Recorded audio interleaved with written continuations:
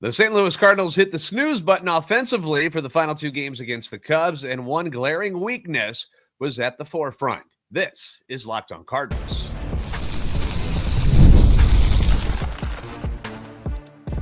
You are Locked On Cardinals, your daily St. Louis Cardinals podcast, part of the Locked On Podcast Network, your team every day. Hey there, Cardinals fans. I'm JD Hafford, and I'm your host for Locked On Cardinals, part of the Locked On Podcast Network, covering your team every day. You can follow me on X at JD Sports Radio, as well as the podcast at LO_Cardinals. We're on YouTube. Make sure you like, subscribe, and comment. If you are a Cardinals fan and this is the kind of content you want, come on by each and every day when we drop new episodes. We also put shorts out there for you as well. We're on TikTok, Instagram, at Locked On Cardinals. This is a show serving Cardinal Nation and giving the best fans in baseball all of the info about the birds on the bat. And I wish I had happier things to say about the final two games of this series between the Cubs and Cardinals. But after getting blasted 8-0 on Wednesday and then shut out 3-0 on Thursday, the happy thoughts, they're kind of at a minimum. Great defensive plays by Alec Burleson in these final two games. You know, you got to see him really showing off the glove. I don't know what John Jay's been doing with him, but it's working. Keep it up, man. But there just wasn't a whole lot to be that excited about in the last two games. A wide disparity between the vibes that we felt after the first two games and how most of Cardinal Nation is feeling right now after the last two games. Before we dive into things, let me please say that the Cardinals didn't lose this series. All right. And I know that sounds pretty weak. You know, you expect to win every series, and I get that. I'm not trying to say like, oh, 500's okay, because it's not. It's not. They did come away with a series split, which before it all began, I actually did say that that would feel kind of like a win for the Cardinals, considering the struggles that they'd had recently leading up to that series against the Chicago White Sox and then the Cincinnati Reds. You know, I remember the Birds before they went to Chicago to face the White Sox were spiraling. Things were really, really, really bad. The losses were mounting. Momentum was shifting into a bad way, and things were just going in the wrong direction altogether.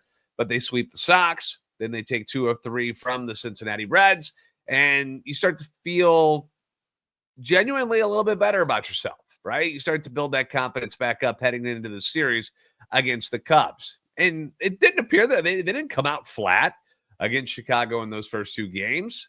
But getting a split before it started seemed like a good thing. Now I feel a little bit different after taking the first two games. You're like, all right, now you got a chance to win this series, right? You could take 3 or 4 from them. You get those 2 big wins in games 1 and 2. You outmash the Cubs in both of those games, coming from behind in exciting fashion in that game too. You get the plays by Burley and Nato in that game. And now you're like standing on top of the world. You're like, we can do this. We can overtake them. This is not so difficult, right? But then the Cubs pitching staff locked down and pushed us off this pedestal that we had jumped on top of with the shutout wins in the next 2 games. And honestly, things really started to take a turn in the Game 2 victory. Although the Cardinals won that game, the Cardinals had put up a 4 spot in the 4th inning of Game 2. And since that point, nobody has touched home plate to score a run. Nobody. 22 straight innings. The Cardinals have not scored a run. That's bad. 22 innings, 2.5 games. The Cardinals have done nothing offensively, which is a little bit shocking. You know, how does a team that boasts the offensive numbers that the Cardinals have for most of this year get blanked like this? And the answer is left-handed pitching. After Jameson Taillon got ravaged by the Cardinals, Craig Counsell turned to left-handed reliever Caleb Thielbar, who calmed things down through a shutout inning. Then they went to the righty Chris Flexen for an inning. Then back to a lefty and Drew Pomeranz for another inning. And then they went to Ryan Presley at the end. Now, I didn't realize how good Pomeranz and Chris Flexen did. I was doing the research for this. I'm like, hold on a second. So Drew Pomeranz, 36 years old, hasn't given up an earned run yet this year. He's only given up 1 run altogether in 24 appearances. Where did that come from? And then you got Chris Flexen, age 30, only giving up 2 runs in 14 appearances. So talk about finding a couple of hidden gems for that Cubs bullpen right now. The fountain of youth must be in Chicago right now because those two are drinking from it. But then in Wednesday's game, the Cubs roll with Matthew Boyd, left-hander, who, again, is having an outstanding season already. I don't just want to blame the Cardinals for not doing good things because the other team, as I try to remind people, they're trying to win as well. They're not just laying it up there and trying to make things easy for the Cardinals. So Matthew Boyd's been very good for Chicago, and he comes out and baffles the Cardinals for 6 shutout innings. Counsell uses 3 right-handers to end it, but the game was in the bag already at that point after they beat the hell out of Eric Fetty, who was awful. Then on Thursday, it's left-hander Shota Imanaga returning from the injured list, and he ends up puzzling the Cardinals for another 5 innings. Then they go to Thielbar again, left-hander. Then they switch it to the righty Keller. You got to remember they're doing matchups as well. Counsell's matching up with the right-handers in the Cardinals lineup. But then he goes back to Pomeranz for another inning. And that's before, and then they bring in Daniel Palencia to close it out. So the Cardinals didn't score a single run off of a left-handed pitcher in this series. None. 15 shutout innings by Cubs left-handers. So I went back further. I'm like, okay, how long has it been since the Cardinals have scored off a lefty? Let's keep going back. So we go to the loss to the Reds on Sunday. Again, I want to give credit to Andrew Abbott, who is having an incredible year for the Cincinnati Reds, kind of out of nowhere, dominating numbers. So it's not just the Cardinals that he's doing well against, but he's another lefty. And guess what? He blanked the Cardinals for 7 innings. Taylor Rogers, another left-hander from the bullpen, came in that game through 2/3 of an inning. No runs. So then I have to go to the next game. And the journey finally ended there. Saturday, when they beat the Reds, they scored 2 runs off of the Reds starter in what was a bullpen game for the Reds. So it wasn't like the real starter, but it, still left-handed pitcher, Brent Suter. They scored 2 runs off of him in the first inning. And then it was all righties for the rest of the game for Cincinnati. But 22 2/3 of shutout baseball thrown just by left-handers against the Cardinals. And right now we're at 22 just in general shutout innings against the Cardinals. On the year, the team is batting .261 against right-handed pitchers, which is the 3rd best batting average in the league. That's awesome, right? Against lefties, they're hitting .236, which is 16th in the league. Quite a drop, though, right? Mathematically there, we're looking at what, 4, 5, 25 points in your batting average? It's pretty bad. It's pretty bad. Against the lefties, they're hitting .236. Now, I will say this. Missing Ivan Herrera obviously didn't help the cause and hasn't helped the cause since he went down and got hurt, because he's been their best hitter against left-handed pitching. .333, 5 home runs and 13 RBIs against them. So that bat is certainly missed when the left-handers come into games. I understand that. And you have to acknowledge that the injury to him is going to be a big problem for this. Victor Scott hitting just .182 against lefties this year. With that and not having Jordan Walker, who was out right now, and Lars Nootbaar, who wasn't available, meant that you had to go to Garrett Hampson in center field. And I don't want to rip the dude, as much as he can help you out, clearly on the mound, because he pitched well in his 3 pitches in that game. But defensively, base running speed, that's his game. Again, he's the right-handed Michael Ciani. But not going to help you offensively, right? That's the reason why the guy is on his 3rd team so far this year, because he's not much of a hitter. You were hoping having Thomas Ajacey up could help things out. Usually hits pretty good against lefties. He goes 0 for 7. Gorman has always had a tough time with lefties, so you weren't looking for all that much out of him there. Although he's looked better against lefties. But even as good as Brendan Donovan, let's not give Donnie a pass here. He's had this fantastic year. Should be an all-star, hopefully as an alternate, hitting .220 against lefties. It's a real problem for this team, especially with Herrera out. Just like it was last year. Remember when the Cardinals had to make that blockbuster deal and get Tommy Pham just to have someone who could hit lefties in the lineup? That was part of the Fetty deal. Is they wanted Tommy Pham. That was a big part of it. But we want Pham. Like, that's how desperate they got. No offense against Tommy Pham, but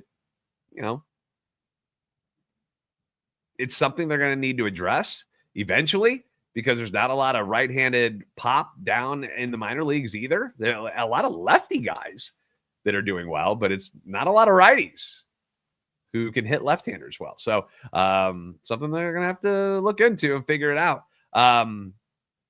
But if I'm a team and I got the Cardinals coming up on my schedule, I'm getting all my lefties ready to rock, because that appears to be the kryptonite, if you will, for the St. Louis Cardinals offense. Now, things did get a little heated after the game on Thursday between Willson Contreras and Daniel Palencia, with the benches clearing at the end of it all. So we'll hear what they had to say about that situation and more coming up next on Locked On Cardinals.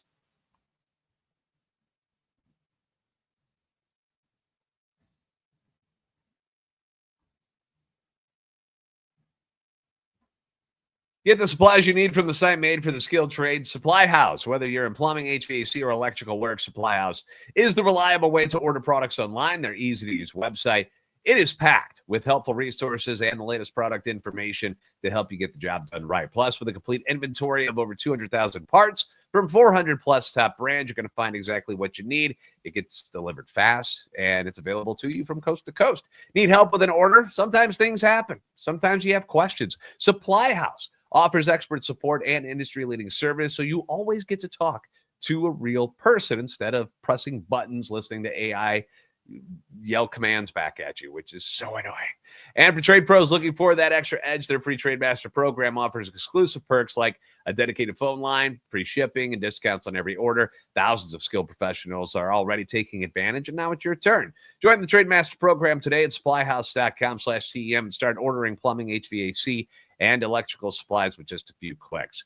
Plus, that promo code they got for you, SH5, use that for 5% off your first order. That's supplyhouse.com. Thanks again for making Locked On Cardinals your first listen every day. Leave your comments on YouTube as well as on X anytime you want.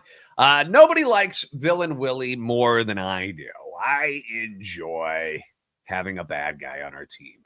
It is something that I feel like we had for a long time with Yadier Molina. Other fans, other teams, they just didn't like him, which was fine. They all respected him. They didn't really like him. And anytime I see another team getting worked up about something that Willson Contreras does, I get a big smile on my face. I kind of dig it a little bit, because normally it works out well for the Cardinals. And on Thursday, there he was again in the ninth inning as the Cardinals attempted to mount a comeback in what was a very dull day for the home team. Well, they had 3 hits in that game. Like, it was boring. And the Cubs let them hang around. They were giving them ample chances to get back in it, and they just couldn't do it. It just was bleh. But in that ninth inning, another opportunity popped up when Willson Contreras gets hit by a pitch. You get the leadoff double, you get the hit by pitch. And that did not sit well with Willson Contreras at all. You saw Willie kind of chirp at Palencia as he strolled to first base. And then when the game was over, you saw Palencia celebrating, appeared to direct a bit of his newfound joy, specifically towards Willson Contreras over at first base, which did not sit well with the former Cub and current Cardinals first baseman. Nothing physical came out of this, but both benches did end up clearing and jump on the field just in case. Now, the Cubs, they were coming out anyway because they were celebrating the shutout win and, being able to pull off the, series split after dropping the first 2 games. So they were going to be out there anyway. Cardinals were just they came over just to kind of make sure things didn't get out of hand, which they did. It never really got all that close. Although the Willson Contreras death stare towards Palencia and the celebrating Cubs, oh, buddy, he was seeing red right there, but didn't do anything about it. But it's fun, right? It adds another layer to what is a fun rivalry already. The connection between Willie and the city of Chicago will always be entertaining. he loves going back there, and he thrives on the booze. You saw how he thrived against the Chicago White Sox. Like, he enjoys it. He likes it. He likes the theater of it all. So he likes being the bad guy. While Chicago seems to, the city, I'm saying, the fans, they seem to have some fun with him after seeing him switch from Cubby Blue to Cardinal Red. I thought it was funny that White Sox fans were booing him. What do you care? Never played for you, but they were booing him anyway because it's Chicago. And I liked it. I thought it was great. So, and it was kind of similar to how the fans treated Jason Hayward when he came back to Busch Stadium after jumping ship and going to the Cubs. Difference is Willie was there much longer, won a championship with the Cubs, while Hayward simply he resurrected his career with the Cardinals, and they offered him a contract, and he chose the Cubs over the Cardinals wisely when you go back and look at it, because he was like, I think the Cubs have a better chance to win a championship. And he was right. They got one right away when he got over there. I almost sometimes forget he was a Cardinal because it was just 1 year. It was so quick, but it was an important year because helped Hayward get that massive deal with Chicago. And, he's made a lot of money and had a long career after that, where things were going the wrong way for him after before the Cardinals acquired him. So anyway, after the two games, all the media members go into the clubhouses and they start interviewing both of these guys and ask them about the altercation and what went down. And, Willie wasn't bashful about it. He said, last year I got 2 broken bones, and I know he's not trying to hit anybody there. I know I react the way I react. Again, I know he's not trying to. I just said to him, throw strikes. My reaction was bad. I take that back. I apologize to the Chicago Cubs, but I'm not trying to get another broken bone. Fair enough, right? Fair enough. No batter likes to get hit by a pitch, especially when it's up and in near the hands and the face and the head area. Everybody's going to be a little pissed about that when it happens. These guys at this level are supposed to have enough control about where they're throwing the ball that they wouldn't have to worry about that. But sometimes the ball slips. And again, I don't think Palencia was trying to hit Willson anyway. You're not trying to bring the tying run to the plate. There's better times to hit people if that's what you want to do. That was not one of them. So I don't think he was trying to do it either. But it probably didn't help that it was the Cubs that hit him. And this was the 13th time Willson Contreras has been hit by a pitch this year, tied for second most in the league with former Cardinal Randy Arozarena, who's now with the Seattle Mariners, and trailing only Ty France from the Twins. Why is Ty France getting hit so much from Minnesota? I don't know. But he's got 14 hit by pitch already this year. Contreras continued in the scrum, in the media scrum, in the clubhouse, saying, I'm not trying to fight them either. I just react to the heat of the moment. I'm not trying to fight anybody. He did his job. The only thing that I didn't appreciate was the way he turned around. But once again, that's just the heat of the game. He came out with a good staff to put another 0 on the board, and they won today.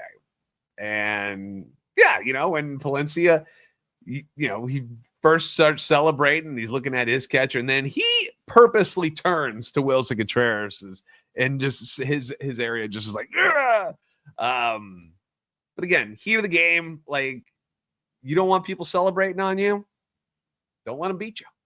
As far as Palencia's side of things, he said, I was just excited. It's part of the game. I don't want to hit that guy. I've been watching that guy since I was a kid. I'm proud of him, what he's doing for the game. Like I said, the moment was intense. Close game. Totally understandable. Cardinal killer Ian Happ even chimed in, played with Contreras when they were in Chicago together. He had no ill thoughts about anything that went on there either about Willson, saying that's Willson. He loves his teammates. He loves to play hard. He's going to be a guy that is in it every pitch. Anytime you get hit up and in a spot like that, it's scary. Guys are frustrated. I totally get it. Just the heat of the moment and competition. I love this stuff. I don't want anyone getting hurt on either side, but I do like it when there is some edge to things between teams and players and fans. It makes everything feel that much more important. This is the end of June. This is not even remotely close to getting down to the home stretch of the season where everybody's pushing for a playoff spot, but it made it feel that much more important. And it was important games, don't get me wrong, but I just the atmosphere and the vibes about it, it just gets everybody on edge. And I enjoy that. I think it's good when everybody's relaxed and the game's as boring as it was. on Thursday, and it's 3-0, and nothing's happening, and it's just like, oh boy, whatever. I'm glad that there was something. There was at least a little spark for some fireworks, because guess what? Cardinals and Cubs are going to play each other again here real soon. The atmosphere in Wrigley, I'm sure it's going to be saucy when the Cardinals and Contreras show up for the 4th of July weekend. Looking forward to that.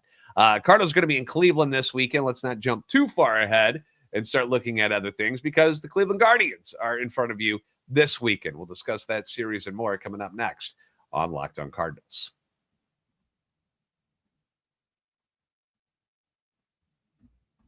Summer sports are in full swing, and whether you're all about baseball under the lights or golf on the green, high-stakes soccer, you got that going on too. FanDuel is the best way to make every game that much more exciting. You're already following the action, so why not make it a little more thrilling? All right, make it more exciting, like the end of the Cubs and Cardinals game. Let's make it more exciting. With FanDuel, you can get in on the game while your friends are out doing whatever it is they're doing to waste time this summer, either at the pool or getting sunburned on the beach or having to go to, I don't know, musicals, without their consent.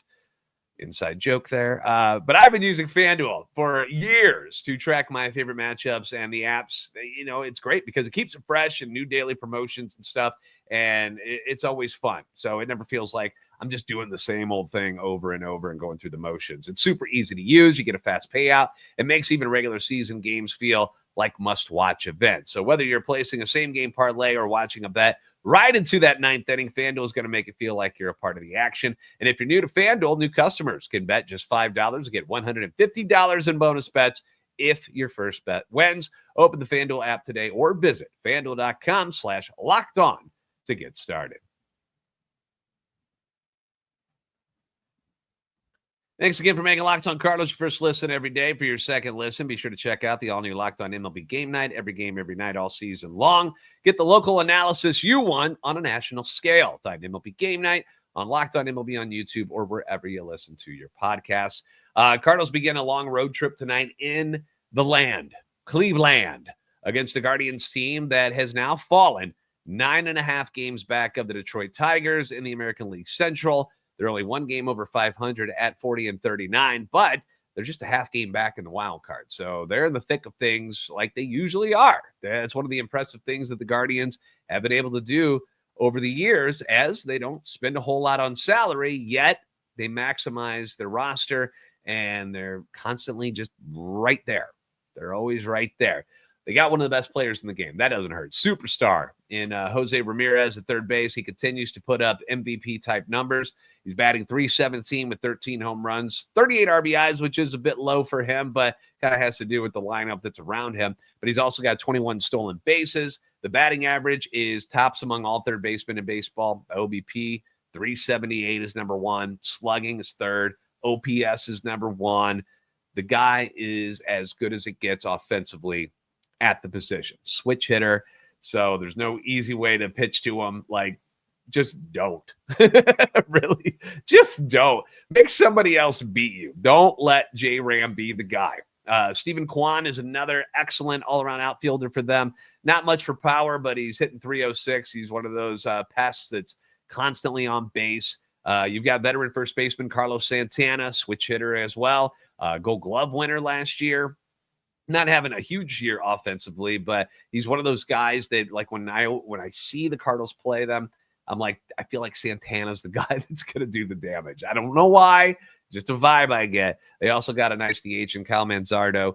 He's got 12 home runs and 32 RBIs on the season. The Cardinals have fallen to 11th overall in batting average thanks to their issues going up against left-handers. Lucky for us, Cleveland is not throwing a bunch of left-handers, at least not right now. They're going to have two right-handers starting in the series. They do have a lefty on Sunday. But offensively, when you look at the Guardians, you see those numbers for J-Ram and Kwan, and you're like, oh, they're probably pretty good. No, they are way down at 25th and are hitting .229 as a team this year. They've got less home runs than the Cardinals, so that's not something that you're going to be all that afraid of. They're 25th in runs scored, middle of the pack in strikeouts, and in the lower half for walks. They average only 3.8 runs per game. Their pitching is also very similar to the Cardinals as far as ERA and batting average against goes. And their bullpen, which was so good last year. Remember how insanely good the Cleveland bullpen was last year? That has regressed tremendously this year. Numbers are similar to what the Cardinals are doing. So their closer, Emmanuel Clase, is still very, very good. Had a very rough start to the year. The ERA in April was over 7. It took him forever to get his ERA to come down. It still looks bad, but his last couple of months, he's been as good as he normally is. So you want to avoid seeing him at all costs because he's awesome. So to me, it just feels like the Cardinals need to not let Jose Ramirez beat them. Don't get into a situation where you got to throw to him. And just do what you can do to manufacture 4 or more runs in a game. And that should be sufficient against this Guardians offense.